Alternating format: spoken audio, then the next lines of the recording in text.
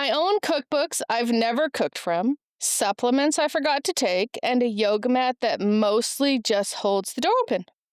Agreed. I have all those things also. I genuinely want to take better care of myself. I just can't seem to keep up with all the things I'm supposed to be doing. Somehow, I still tell myself I'm working on myself, even when it feels more like I'm just collecting intentions. Oh, I actually love this one. Because we all do it. Yeah, and for me, 100%. This goes back to that scrolling we all do, where we all see the rich person's house that's beige, and you're like, my house should be more clean. My house should have a spiral staircase or A grand piano. a shower that 25 people could fit in.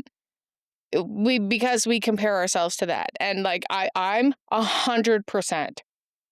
I have cookbooks in my house. Lots of them people think I want. I don't. And they're like, you should have this. You'll love it. And I'm like, I don't love that. But I keep it anyway.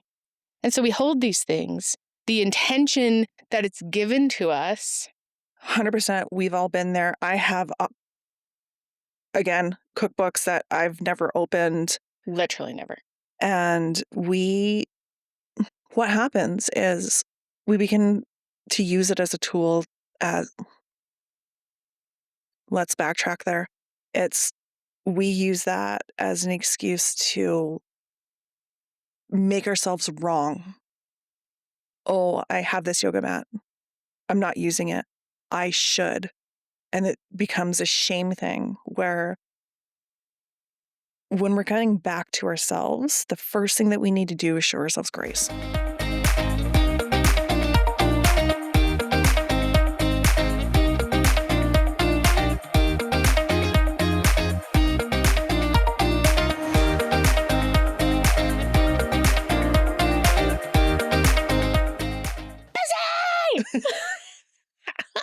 We finally did it and started the Ritual Pantry. We've been talking about getting together and doing something for years. Yep, like 20 years. Actually. So started in culinary school and we have so many of the same interests. And now we're just getting together and doing our thing. I'm pumped for this opportunity to totally hang out with you and bring what we do to everybody else. Yeah. And let everyone into our weird little world. Mine's a little more weird, but...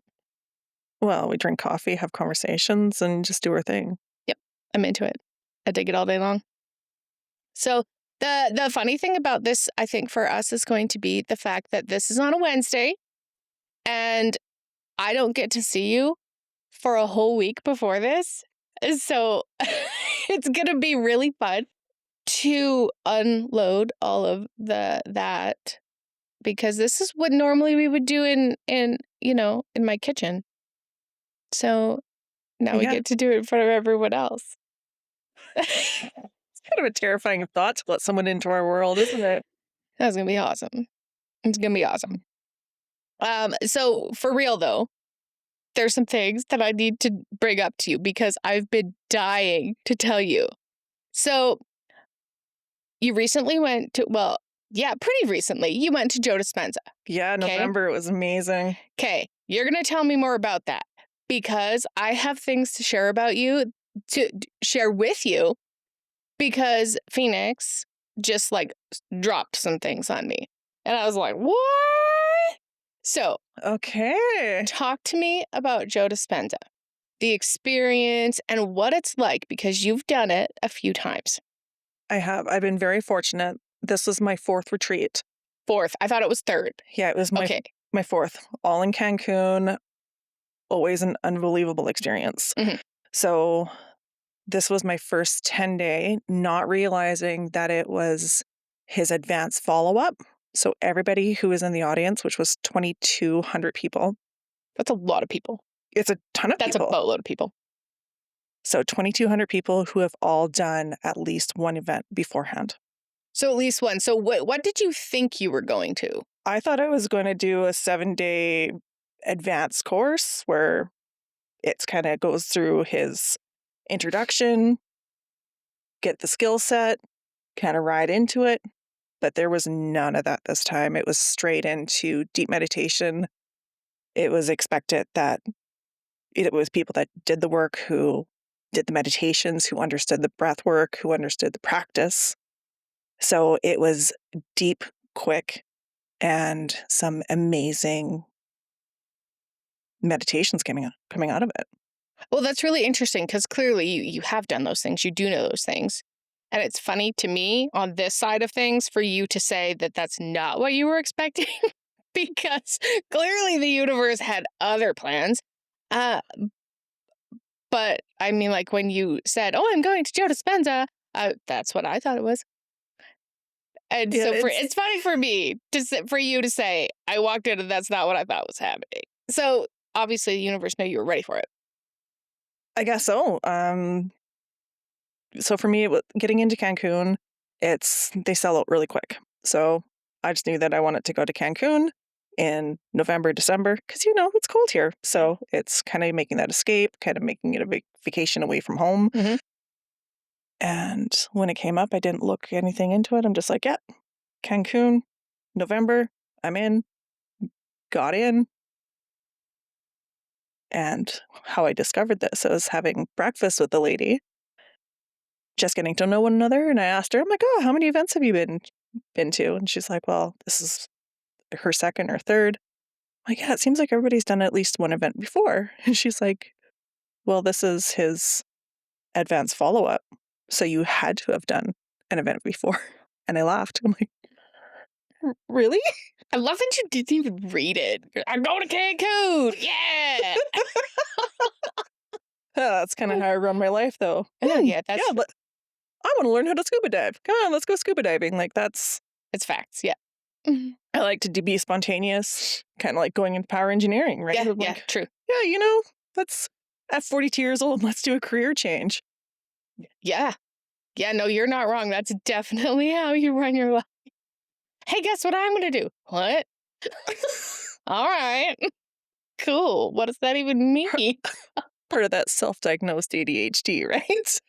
Whatever, man. I feel like everyone's doing that these Mhm. days. It's cool to have ADHD now. You're weird if you don't have it. It's true. Ay, ay, ay. You can't say it's not true. All right, let's get back to let's get back to Joe See, Dispenza. that's that ADHD. Let's go back. Like, yeah, letting people really into our world, aren't we? Mm. So what I mean by going deep, it's Dr. Joe Dispenza works with the scientific, research-based effects of meditation on the body. Mhm. And because he's done so much self-discovery on his own, he really wants to bring it to other people. So he has a way of explaining it where you bring that Kundalini energy. He doesn't call it Kundalini energy. I'm not trying to reteach his stuff because there's no way that I could possibly do it. But this is just my own experience. But getting that Kundalini flowing through your body is an unbelievable experience. And just the power that is within our bodies. So it's no different than like taking your hands and rubbing them and feeling that energy, right? Mhm, Like mhm. for me, it's that bringing that spiritual and science together. And this was such a deep understanding. And that's actually how, during one of my meditations, this was the brainchild that I had, that we needed to do something that brought people out of their shells. Mhm. It's amazing how many people don't actually feel like they belong in the world. Totally. And for me, it was kind of heartbreaking because it was day 8 or 9, and they're like, I don't want this event to end. And I'm like, I understand that feeling, but I also go back to my life. In my life, I have no problem having these kind of conversations. So tell me more. And they're like, I don't have anybody who understands like the energy work, or they don't understand the deeper meaning of the metaphysical. And it really got me thinking. And then later that day in a meditation, it was like, I need to bring this to the world. We're everyday, normal people. You never know what people are thinking. You never know what people are going to judge you on. But having that confidence in yourself and bringing it forward to the world and opening it up to conversation, because the majority of people who I've discovered along the way has some kind of connection to that spiritual world. For sure. And this is really interesting to me because I know that you and I can talk about this all day long.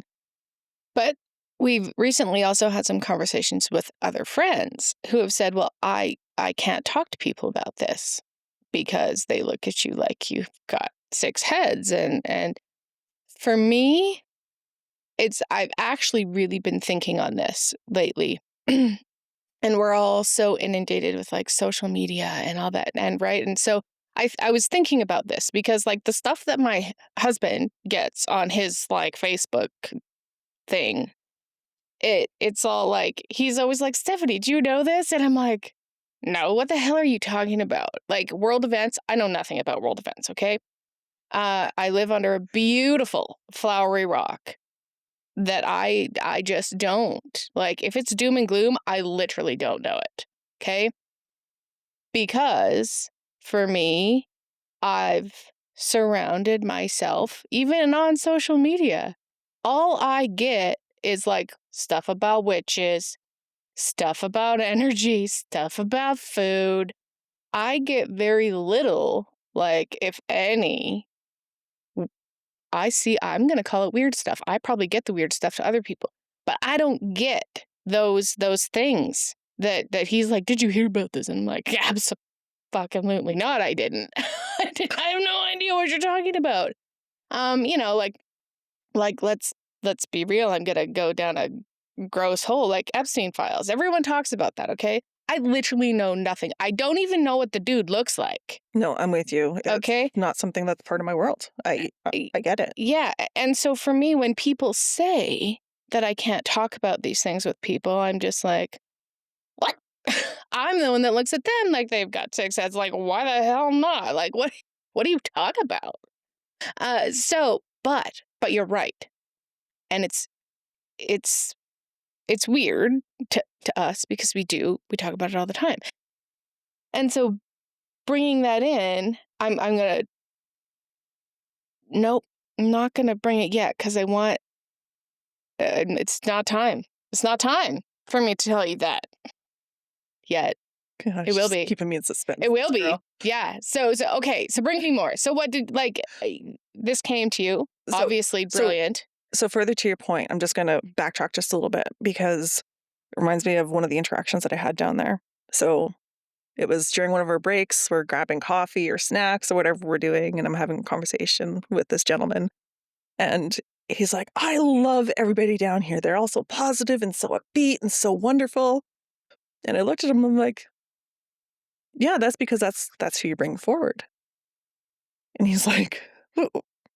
And he kind of, he said, oh, you don't find this everywhere. He's like, you only find it here. And I'm like, yeah, well, that's the person that you're being. Mm-hmm. And it was funny because he stopped me and he's like, what do you mean?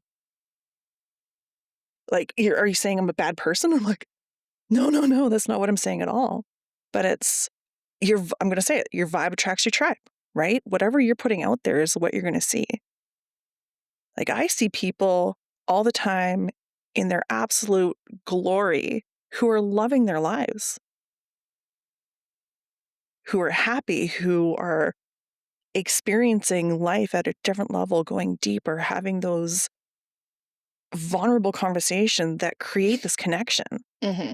So that's the people that I bring to me, where I don't have anybody talking about the Epstein files because it's not in my world. No, I don't want to know that shit. I don't. No, keep that away from me all day long, away from me. And do you know, it's funny actually that he felt that way because I think the idea, and this could be a totally different rabbit hole to go down, is that literally all of us have multiple personalities, right? We're not the same with everybody. We're not the same. Yeah, sorry, in different situations. So yeah, he totally had a different being that shows up in those situations. But that being doesn't show up when it goes to work. Doesn't need to be there. It's not the person that leads when you're at work. If you can tap into the positive attributes of all your personalities and understand that, okay, maybe there's a vulnerable little girl in there. She does have a place, but her place isn't at work. No. Her place is when you want to play and have fun, right? Your spiritual personality. I mean, sometimes it'll come out at work. It depends who you're with, right? But work's an easy one because we mostly all work. So not all of your personalities are going to come out at work and with the right people. So So I was having a conversation at work this week and saying that we're starting this podcast. And someone told me a story about one of the girls who used to work at site, and she used to sing and play guitar, and she had a YouTube channel. Somebody he saw it. He's like, this is amazing. So he went and told everybody.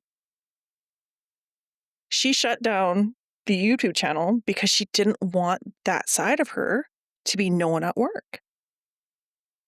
Oh.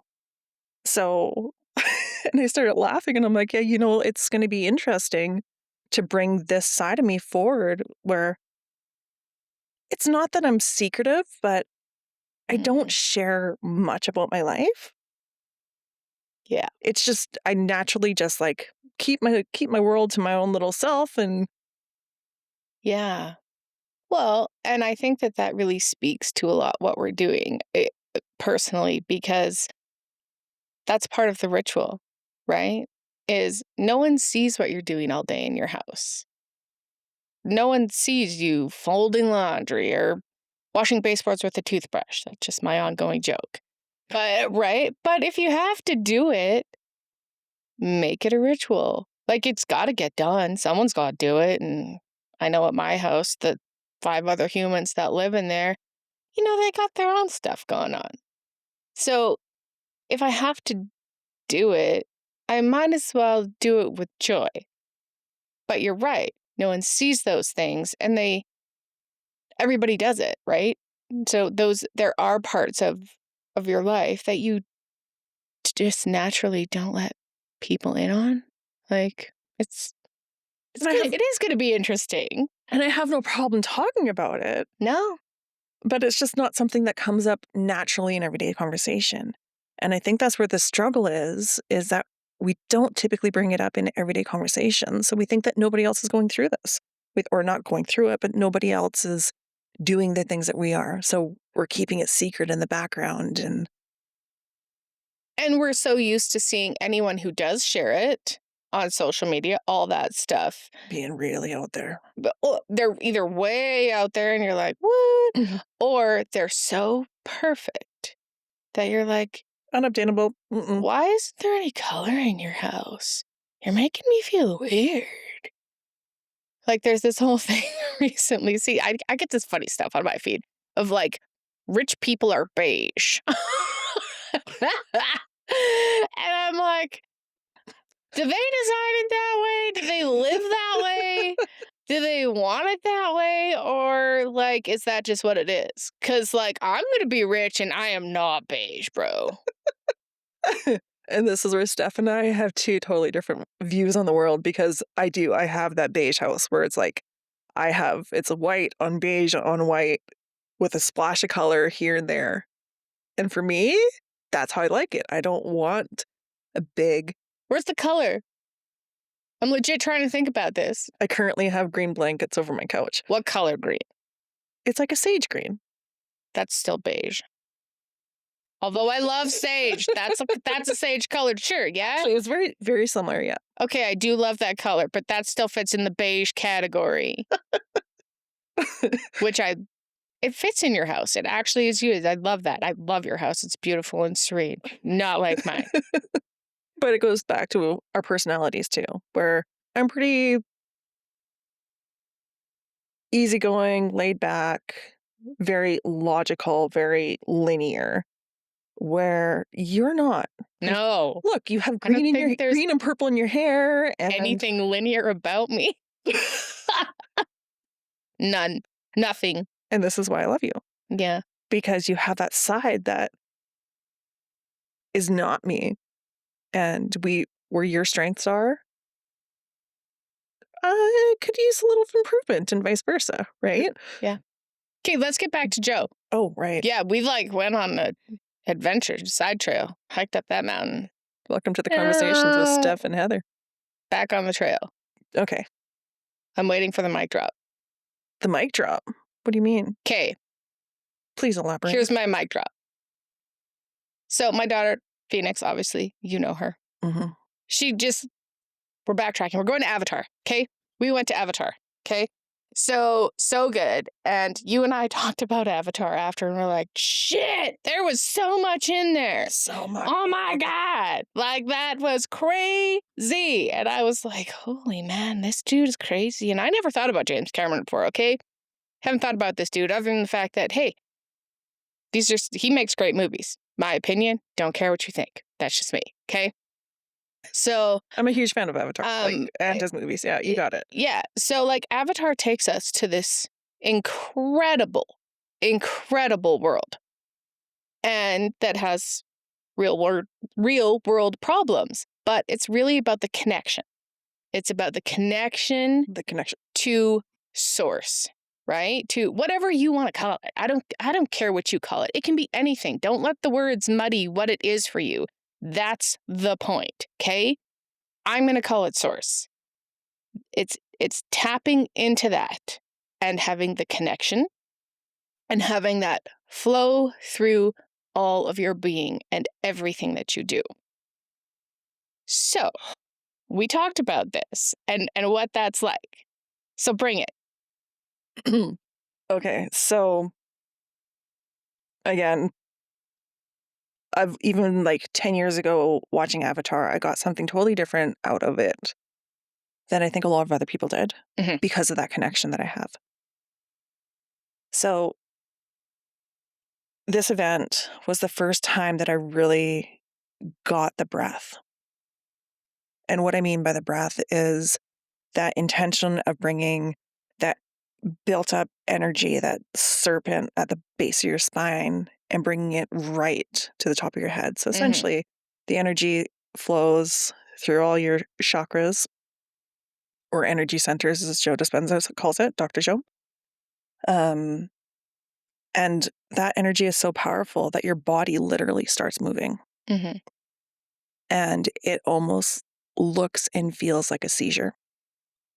So when Curie was having those seizures underground, it wasn't seizures. It was that Kundalini energy that literally flows through your body and your body moves out of control. You don't have control over it. Yes, you can stop it, but you don't have the movements are not something that you're consciously doing. It's the first time it happened, I was in tears. So I've been, one of my girlfriends went down, we did we went to Dr. Joe Dispenza before. She's been deep into the work for a long time, super connected, unreal woman. So are we allowed to say her name? Misty? Yeah. Yeah. Misty's the best. Okay, yeah. Misty's one of my favorite humans. And so during the meditation, my body is it was going crazy. And it freaked me out because I was not in a meditation, but the energy was still flowing and still moving. And there was a lot of emotion. And it was coming up, and I literally was hyperventilating, crying during the session that I'm supposed to be quiet for because I have 22 other people in the room. I'm trying not to disrupt their experience. It's interesting that you had that feeling because probably several of them had the same experience. Yeah, and the first time that it happens, it's overwhelming. Because yes, I've seen it before, I've heard it before. It's not something that was new to me, and it was still it freaked me out. So I actually called I sent her a message and I'm like, hey, you up for a phone call? Long story short, told her about my experience and she laughed her ass off at me. Like literally was laughing. She's like, this is the best story I've heard in the longest time. So glad it was so good for you because it was awful for me. Trauma. I'm having PTSD. I shouldn't say it was awful. Like it was like looking back, it was one of the best things that happened. But in the moment it wasn't. It was overwhelming. So that 100%, if I'm thinking about the And I think most that was day Avatar. 1, by the way. Like that was like the first day. So what I mean by going deep, like it happened like quick. Yeah. So after that, doing our walking meditations on the beach. This beach is unbelievable, like with the white sand and it's kind of in a little bay, so the water's super calm and it just like crashing over the water while you're walking and Sounds terrible. Yeah, it's like the worst place ever. Said no one ever. But this experience lasted the entire 10 days and beyond. Like it's still present today. And you can feel the energy move through your brain. And I like to call it braingasm because that's what it feels like. There's so much energy and it feels so good. So when you tell me about this, sorry, I think of, is it Kiri? Kitty? I call her Kitty. Or Kitty. That one. But when she connects and they say it's the seizure and everything, and then so part of me is like, okay, so from my spiritual connectedness, I'm like, is her not being able to get all the way through, those are the blocks, those are the energetic blocks, like the disbelief in self, the I'm not good enough, the I don't deserve this, that she has all those things, right? She's like, I'm a foreign body, right? You know, like I don't deserve all these things. But she is factually the embodiment of Awa. Awa, that's who it is in the movie. And I think that it's so interesting that we had this conversation because it was like when we originally had it, like it was crazy. It was like, what the hell? Because literally all of us have that. And we all have the power to do that. Literally, it starts with understanding that you have that flow. So like if you hold your hands close enough together, you can... Mine comes with sound effects. Always. But if you have your hands, like you can feel that cushion, yeah. right? It's beautiful. And if you're going slow, you can feel that resistance. And then when you get that resistance, you try to pull it apart. Yeah. You can feel it.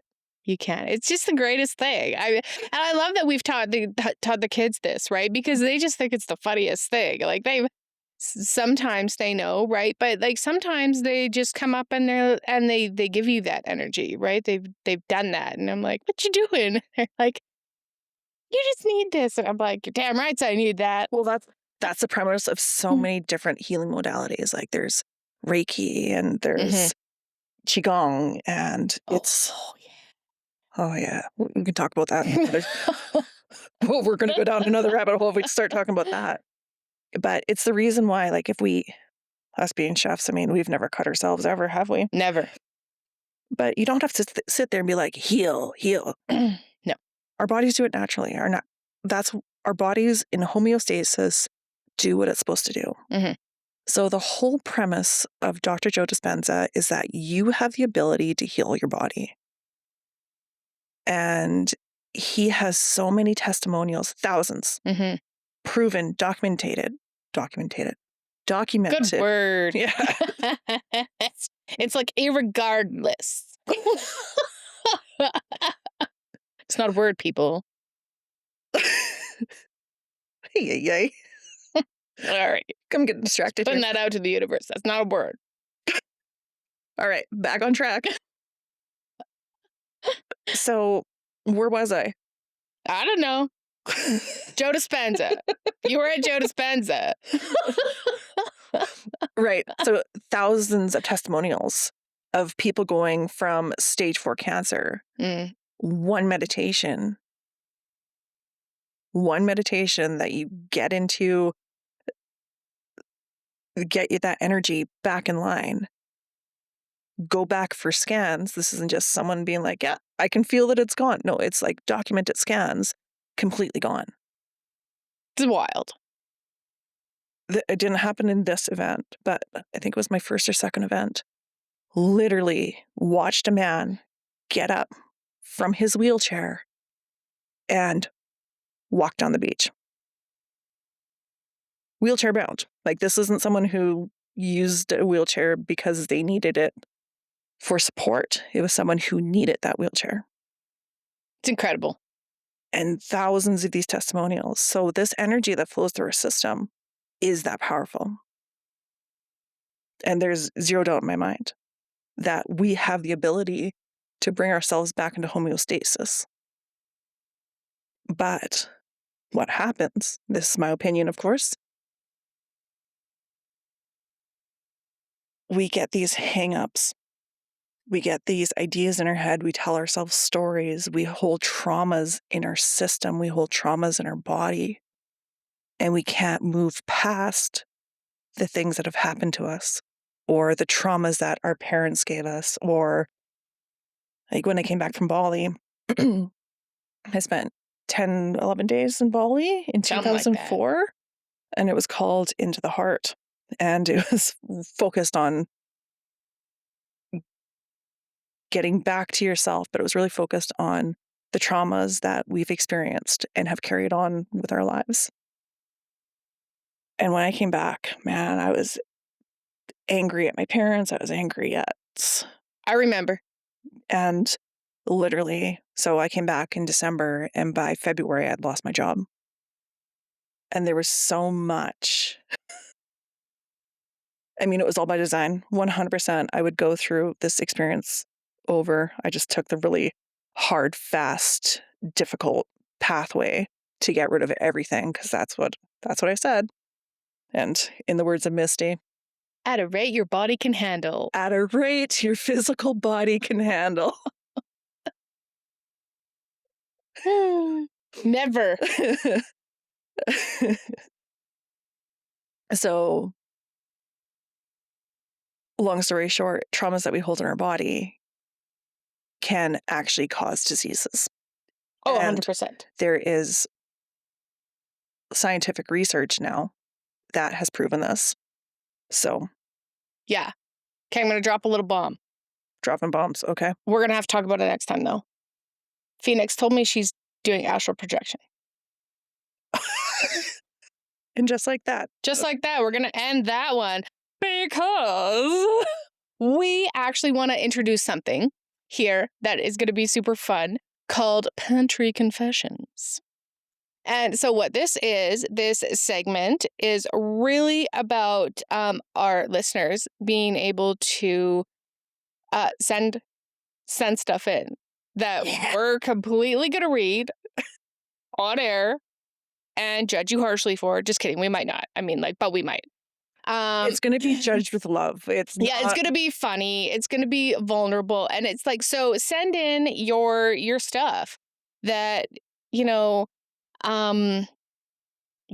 funny mishaps in the kitchen. Like, what do you do in the kitchen? And sometimes what do you turn into a ritual in there? And so, we haven't even talked about kitchens. no, it's funny. We haven't, but we sit in our kitchen and we talk. This is what we do. So there's so much that happens That's what in you your mean. kitchen. Not by making it in the kitchen, but our No. conversations. But it could be a funny kitchen thing that you do, Okay, right? It would be cooking for me because that's kind of my life. Right? So it could be anything. So send your stories in to our producer. I'll share that. I have to get there.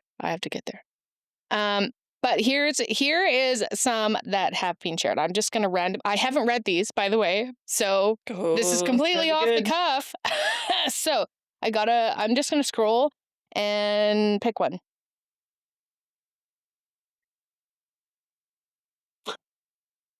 Get ready for it.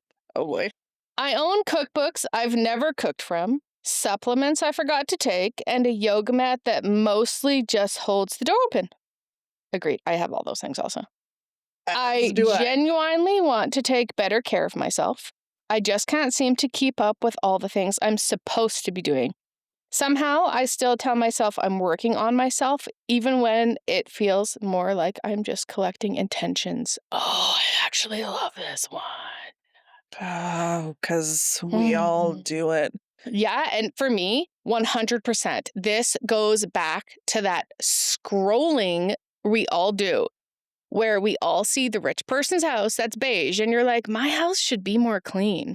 My house should have a spiral staircase or A grand a piano. shower that 25 people could fit in. Because we compare ourselves to that. And like I'm 100%. I have cookbooks in my house. Lots of them people think I want. I don't. And they're like, you should have this. You'll love it. And I'm like, I don't love that.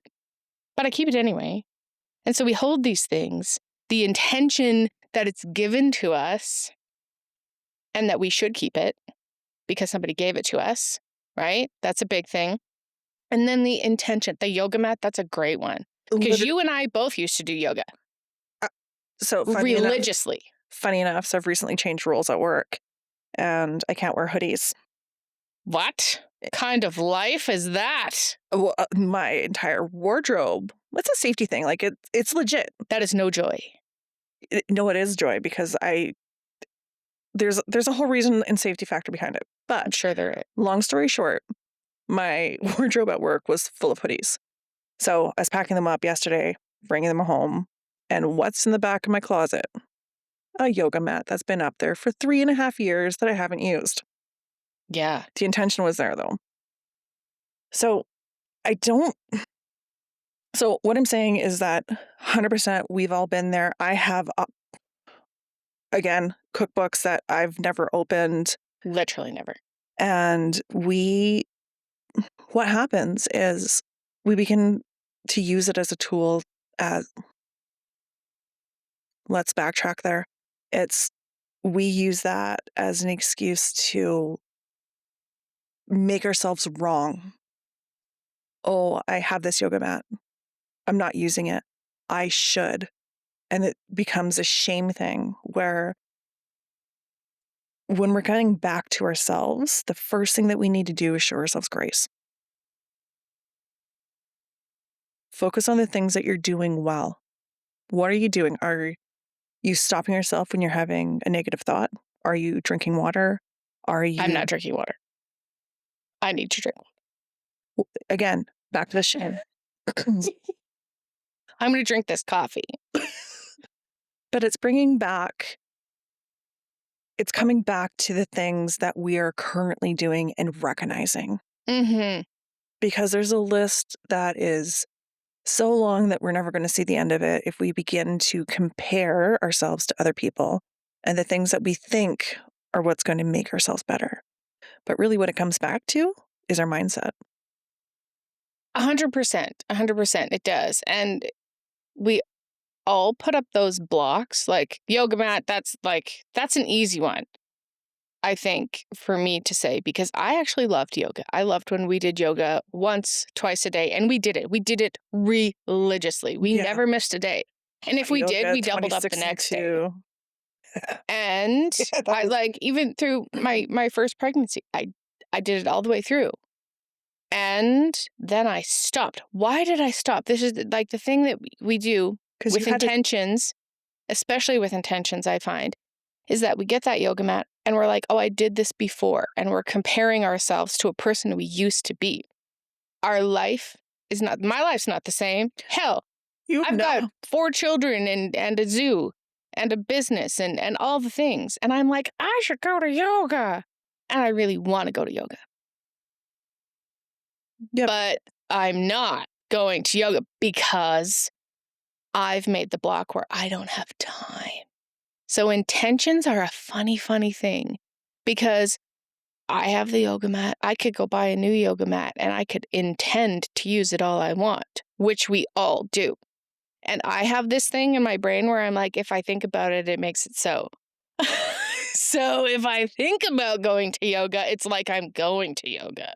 And someone once told me, if you think about like swimming was the example.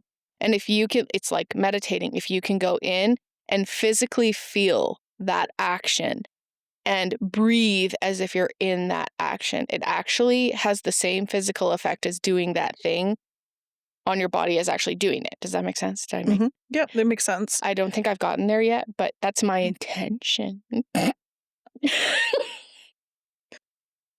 What's that saying? The road to hell is paved with good intentions? Yeah, one brick at a time. One brick of intention at a time.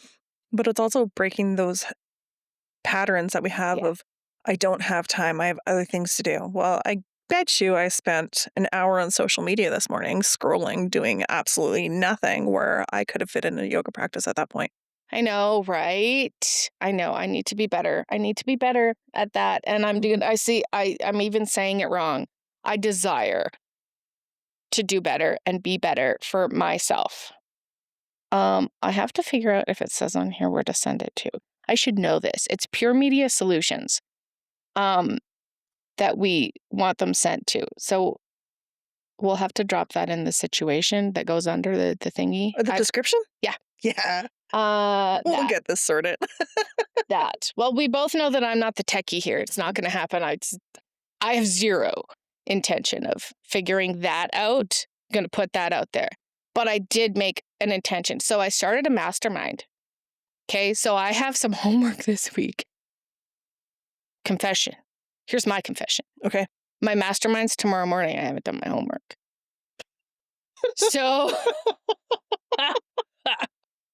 this morning, I was playing on my computer, trying to figure it out. And I don't know, it's saying things, and I just don't speak computer language. I just don't speak it. And there's a cloud. And it said back up, and I hit the button.